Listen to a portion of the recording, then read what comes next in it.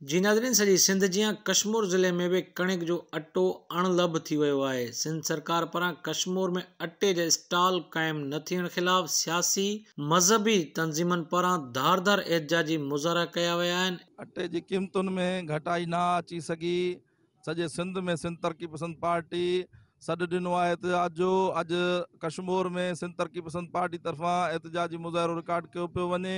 आज जेको आहे त एहतजाज अटे जे ख़िलाफ़ एहतजाज शुरू कयोसीं। इंशाअल्लाह ताला असां 3 ॾींहं ते इहो एहतजाज में रहंदासीं। असां इहो ऐलान कयूं था जेको कणिक हाणे ॾिसो न लही चुकी आहे, उनजे बावजूद बि फ्लोर मिलान वारा जेका चक्की वारा आहिनि इहे हरू भरू अटे जो अघु वधाई बीठा आहिनि, ॾाढा तमाम खे परेशान कई बीठा आहिनि। उन जे ख़िलाफ़ असां जेको आया आहियूं रोड ते। एहतजाज STP तरफ़ां मरकज़ी सतह ते कयो वियो आहे। अटे जे बहरान ख़ातिर अटे जे हिसाब बहरान तमामु वधीक आहे। ग़रीब अवाम पीसजे थी पई। ग़रीब अवाम जे लाइ का रिलीफ कढियो वञे। गवर्नमेंट सां अपील आहे त ग़रीब अवाम खे का रिलीफ ॾेई करे। ना ग़रीब माण्हू अवाम तमामु परेशान आहे। असां रोडनि ते निकिरी ईंदासीं, एहतजाज कंदासीं, रोडां ब्लॉक कंदासीं। ॾिसो ई हथरादू अटे जो बहरान आहे। जॾहिं इहो कणिक असां ग़रीब हारियुनि वटि हुयो त इहो ई कणिक 1800 रुपए खां 2000 मण हुयो।